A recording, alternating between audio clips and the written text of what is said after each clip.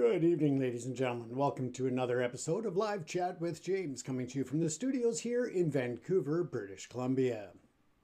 We start on a sad note tonight as we recognize the atrocity that took place in Boulder, Colorado. At that time, an individual with incendiary devices or flamethrower and other methods of injury to a crowd that was gathering in a local area.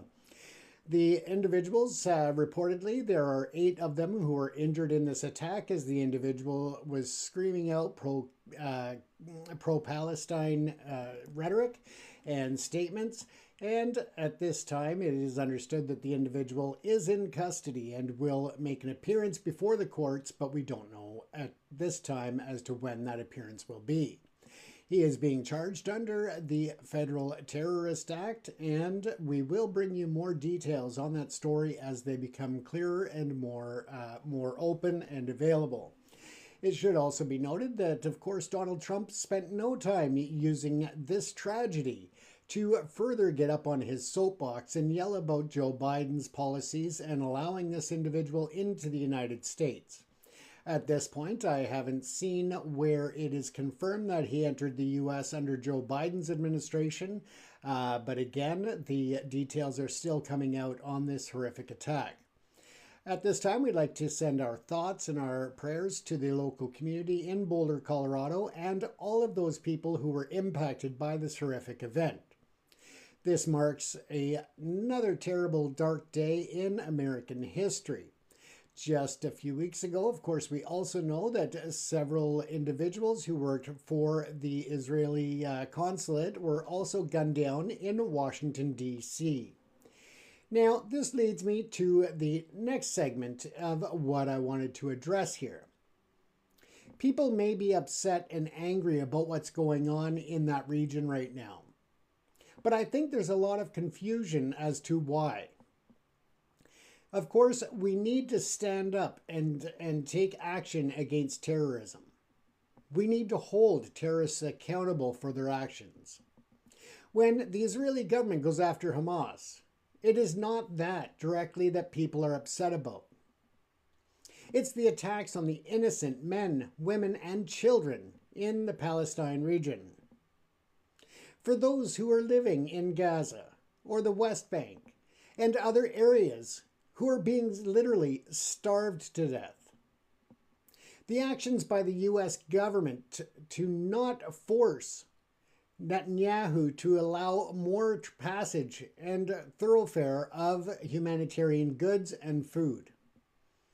The actions of the U.S. government also in preventing U.S. aid from continuing their much-needed work to save the lives of people who are literally starving to death. For there was a lot of food and resources that were in warehouses, ready to be distributed by U.S. aid and other programs.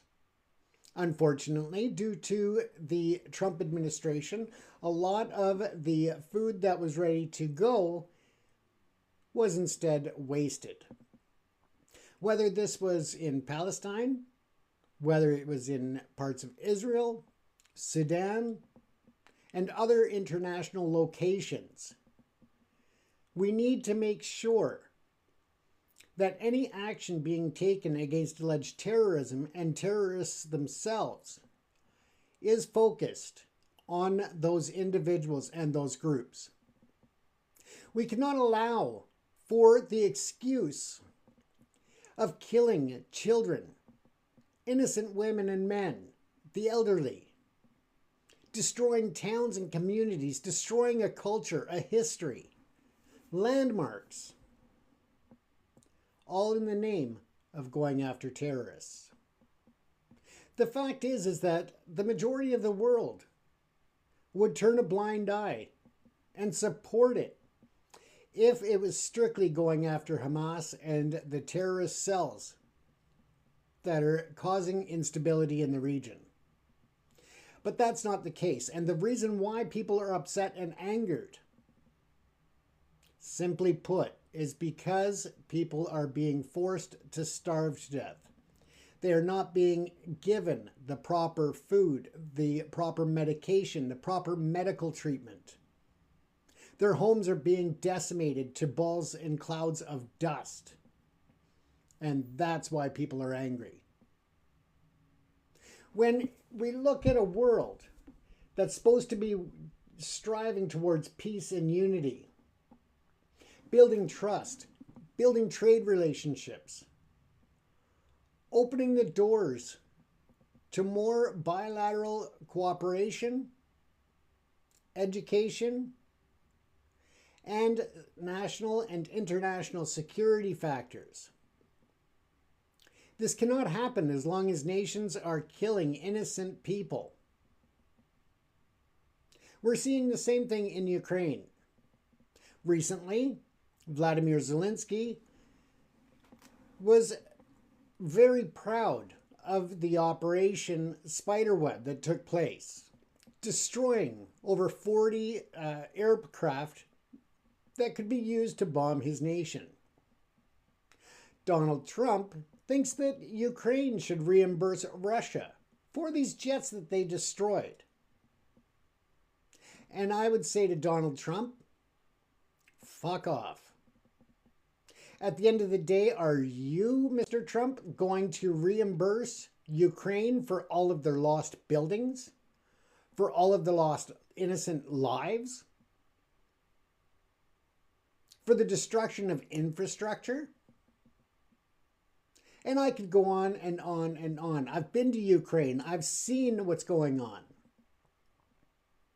And for Donald Trump to sit in the White House and try to state that Ukraine needs to repay Russia for destroying those jets is beyond comprehension.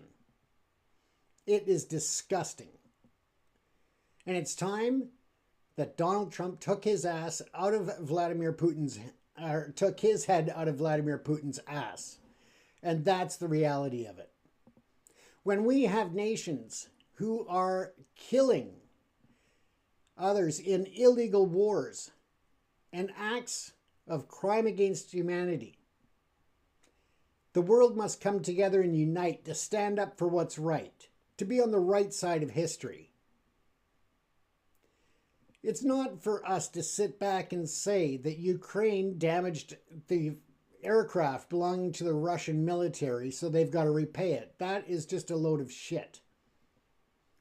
The simple fact is that Vladimir Putin launched this illegal war.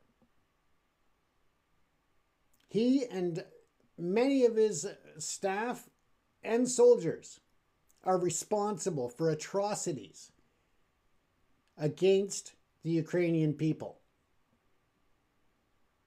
And unless, Donald Trump, you want to hold Russia accountable for every action that they've taken over the last many years, then you need to start looking at real solutions to help Ukraine, to help Israel, to help Palestine, to help Sudan.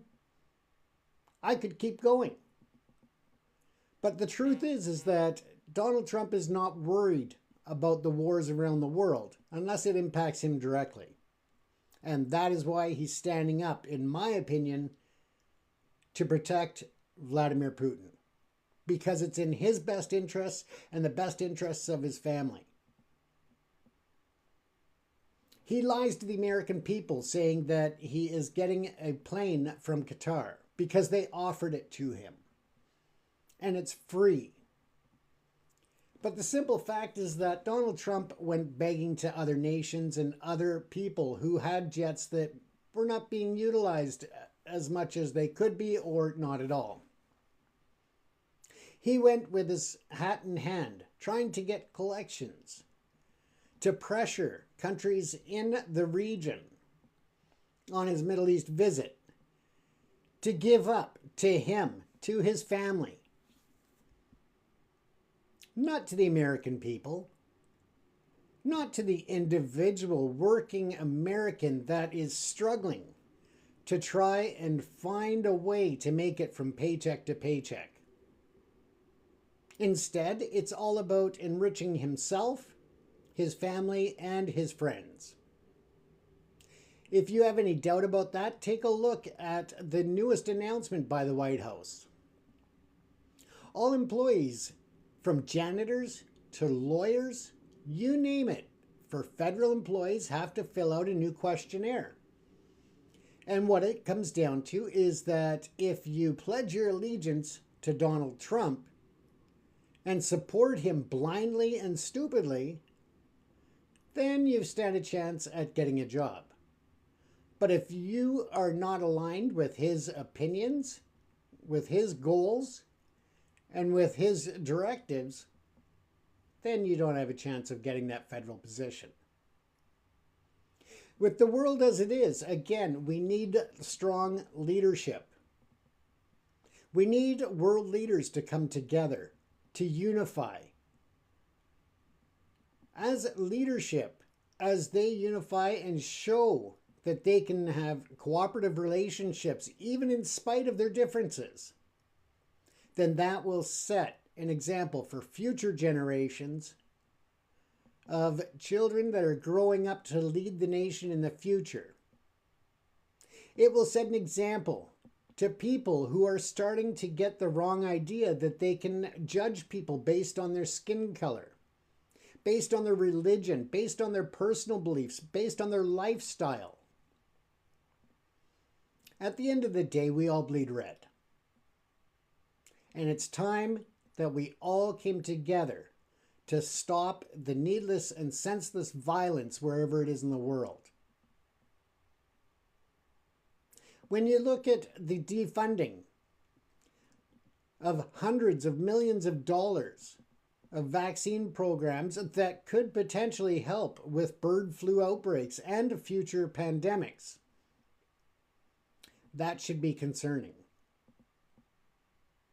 AI technology is advancing. It's going to help us to have early detection of different outbreaks, to help increase the security of our food supply, to help ensure that crops can get their maximum yield. But that is something that takes time. That is something that is not going to be 100% replacement of vaccines and medical treatments. It doesn't replace science. It doesn't replace research and development. It's irresponsible to start pulling the plug on so many of these policies and programs that would save lives. Now, with that said, I'll take you on to the next segment of tonight's show. And a lot of people, as I said, don't understand what it is that's going on between Palestine and Israel. There are even people out there who are protesting because they think it is the chic thing to do. They think that it gives them a purpose and it makes them special, while at the same time not even understanding what it is that they are protesting for. There are people out there who are protesting because they hope that violence will break out. They hope to incite unrest. They hope to incite anger and disparity and a divisive attitude towards people of different ethnicities. If you want to go out and protest, I'm all for it, in a peaceful, democratic way. As long as you are protesting your opinions and that you know what it is that you're protesting about and what you're protesting for, while at the same time, if people counter to your beliefs are protesting, that you give them the same respect that you demand. And that is the freedom and the right to protest without violence, without hatred, without intimidation. So let's take a look at some of the history in a non-biased, non-partisan way of what's been going on in the Middle East. But again, it's not so much about Israel targeting Hamas. It's because of all of the lives that have nothing to do with Hamas that are still being impacted, their homelands being destroyed, their culture, their history, all of that being destroyed under the guise of trying to go after terrorists. Starving people to death is not hunting down terrorists. That is a genocide. So again, let's take a look here at some of the context and the history.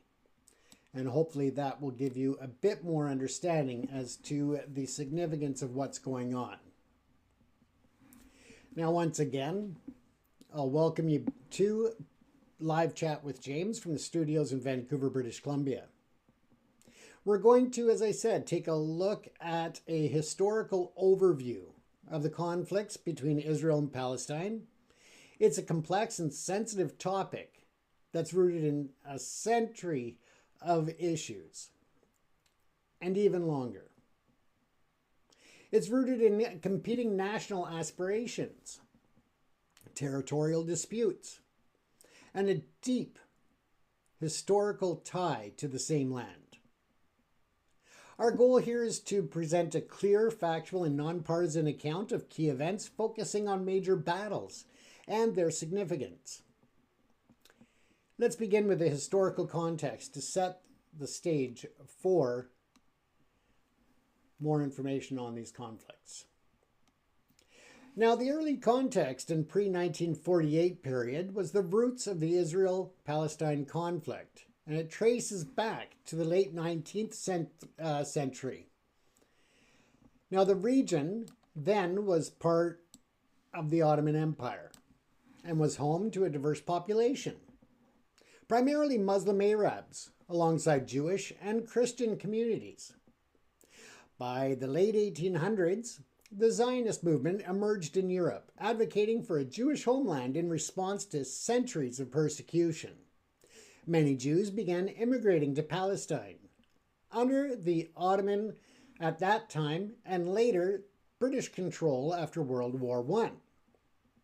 In 1917, the Balfour Declaration, issued by Britain, supported the establishment of a national home for the Jewish people in Palestine, while also pledging to protect the rights of non-Jewish communities. This created tensions as the Arab populations sought self-determination and opposed increased Jewish immigration. By the 1920s and 1930s, sporadic violence erupted, including the riots in 1920, 1921, and 1929, often centered in Jerusalem, Hebron, and Jaffa. These clashes, though not large-scale battles, claimed lives on both sides and deepened the mistrust. In 1936, the Arab Revolt broke out, a major uprising against British rule and Jewish immigration. Arab fighters attacked British forces and Jewish settlements, while Jewish militias, like the Haganah, responded with defensive and sometimes retaliatory actions. The revolt lasted until 1939, with hundreds killed, including Arabs, Jews, and British personnel. The British suppressed the revolt, but the tensions persisted. Now, if we move on to 1948, during the Arab-Israeli War, a turning point came in 1947, when the United Nations proposed a partition plan. UN Resolution 181 to create separate Jewish and Arab states in Palestine, with Jerusalem under international administration. The Jewish leadership accepted the plan, but the Arab leaders rejected it, arguing it would violate their right to self-determination. As the British mandate ended, violence escalated. On May the 14th of 1948, Israel declared independence. The next day, neighboring Arab states, Egypt, Jordan, Syria, Lebanon, and Iraq invaded, launching the First Arab-Israeli War. This conflict, known to Israelis as the War of Independence and to Palestinians as the Nakba, or catastrophe, and it was a defining moment. Fighting was intense across multiple fronts: Jerusalem, the Negev, the Galilee, and coastal areas. Key battles included the siege of Jerusalem, where Jewish communities faced severe shortages, and the battle for Deir Yassin, a village where a controversial massacre by Jewish paramilitary groups killed dozens of Palestinian civilians, fueled fear and displacement. By the war's end in 1949, Israel controlled about 78% of the former British Mandate, including West Jerusalem. Jordan held the West Bank and East Jerusalem, while Egypt controlled the Gaza Strip. Around 700,000 Palestinians fled or were expelled, becoming refugees in neighboring countries or elsewhere in the region. Israel, meantime, absorbed hundreds of thousands of Jewish immigrants, including Holocaust survivors and Jews from Arab countries. Armistice agreements were signed, but no formal peace treaties followed, leaving borders contested. In 1956, there was the Suez Crisis, an interwar period. And that was the period after 1948 that saw relative calm, but no resolution. Skirmishes along borders, particularly with Egypt and Jordan, were frequent. Palestinian Fedayeen, or guerrilla fighters, launched cross-border raids from Gaza and the West Bank, targeting Israeli civilians and military outposts. Israel responded with retaliatory strikes, often escalating tensions. In 1956, the Suez Crisis erupted. Israel, allied with Britain and France, invaded Egypt's Sinai Peninsula. And that was after Egypt nationalized the Suez Canal and blocked Israeli shipping. Israel's military captured Gaza and much of the Sinai, aiming to curb Fedayeen attacks and secure maritime access. Under international pressure, particularly from the United States and the Soviet Union, Israel withdrew by 1957, and a UN peacekeeping force was deployed to Sinai. This conflict highlighted the broader regional tensions but did not directly resolve Israeli and Palestine disputes. The Gaza Strip returned to Egyptian control, and the West Bank remained under Jordanian control and administration. In 1967, there was the Six-Day War. And that was a major conflict that was in 1967, a pivotal moment. Tensions rose in early 1967 as Egypt expelled UN peacekeepers from Sinai, mobilized forces, and closed the Straits of Tiran to Israeli ships. Israel perceived an imminent threat, launched a preemptive strike on June 5, 1967, destroying Egypt's air force on the ground. Jordan and Syria joined the fighting, but Israel's rapid offense led to a decisive victory within 6 days. Israel captured the West Bank, including East Jerusalem from Jordan, the Gaza Strip and Sinai from Egypt, and the Golan Heights from Syria. The war reshaped the region's map and intensified the Israel-Palestine conflict. For Palestinians, the loss of the West Bank and Gaza meant entire territory of historic Palestine was now under Israeli control. For Israel, the victory brought strategic depth, but also the challenge of administrating territories with a large Palestinian population. The UN Security Council passed Resolution 242 calling for Israel's withdrawal from occupied territories in exchange for peace, but interpretations of the resolution differed, stalling the progress. Now we take a look at 1973, Yom Kippur War and the rise of the PLO. And for that, we start in October of 1973, when Egypt and Syria launched a surprise attack on Israel during Yom Kippur, aiming to reclaim territories lost in 1967. While this war primarily involved Arab states, it had implications for Palestinians. The Palestine Liberation Army, or PLO as it was known, founded in 1964, was gaining prominence as the voice of Palestinian nationalism, advocating for statehood through both diplomacy and armed struggle. The PLO conducted attacks on Israeli targets, including civilian areas, while Israel targeted PLO bases in Lebanon and elsewhere. The Yom Kippur War ended with a ceasefire, with Israel retaining control of the occupied territories. Egypt and Israel later signed the 1979 Camp David Accords, a peace treaty returning Sinai to Egypt but leaving Palestinian question unresolved. The war elevated the PLO's international profile, and in 1974 the UN recognized it as the representative of the Palestinian people. However, the PLO attacks and Israeli counter-operations, including the 1982 invasion of Lebanon to dismantle PLO bases, escalated violence.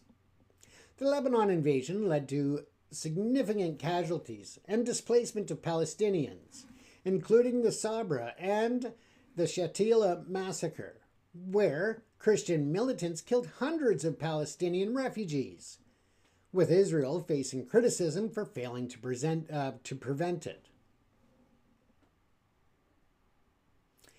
When we look here now at the first Intifada, and that was in the late 1980s, where frustrations among Palestinians in the occupied territories boiled over.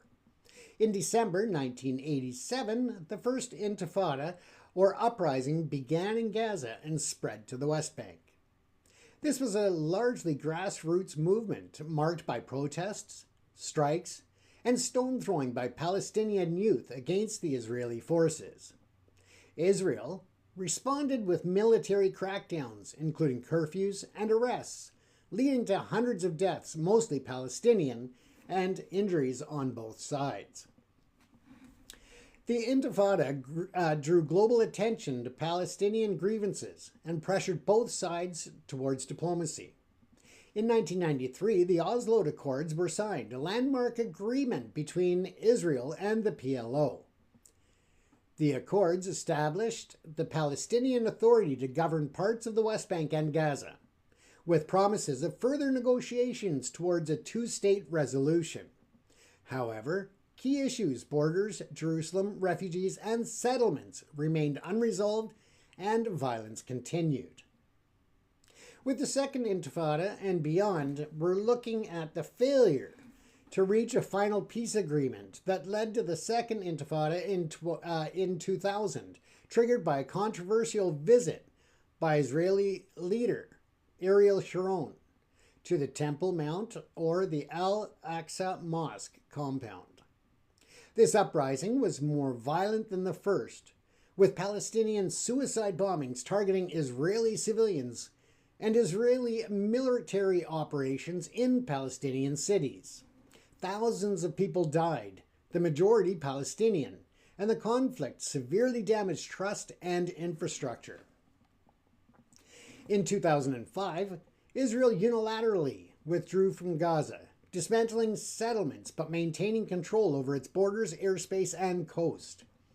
Hamas, a Palestinian militant group, gained control of Gaza in 2007, leading to a blockade by Israel and Egypt. Periodic escalations followed, including major conflicts in 2008 to 2009, as well as 2012, 2014, and 2021, involving Israeli airstrikes and ground operations and Palestinian rocket attacks. These clashes caused significant casualties and destruction, particularly in Gaza. The Israel-Palestine conflict remains unresolved, with deep historical roots and recurring cycles of violence. Both sides have endured significant losses and hold competing narratives about justice, sovereignty, and peace. While diplomatic efforts like the Oslo Accords have shown potential, challenges like settlements, border disputes, and mutual distrust persist. Understanding this history is crucial for grasping the complexities of the present. Thank you for joining me for this overview and for our show tonight. Once again, you're watching Live Chat with James here on ProPix TV. welcome to leave your comments in the comment section. And also don't forget to like, follow, and subscribe, and also hit that notification bell. This way you can be up to date when we post new content. Once again, thank you for watching Live Chat with James. I'm James Cousineau in the studios in Vancouver, British Columbia. Take care and stay safe, everyone.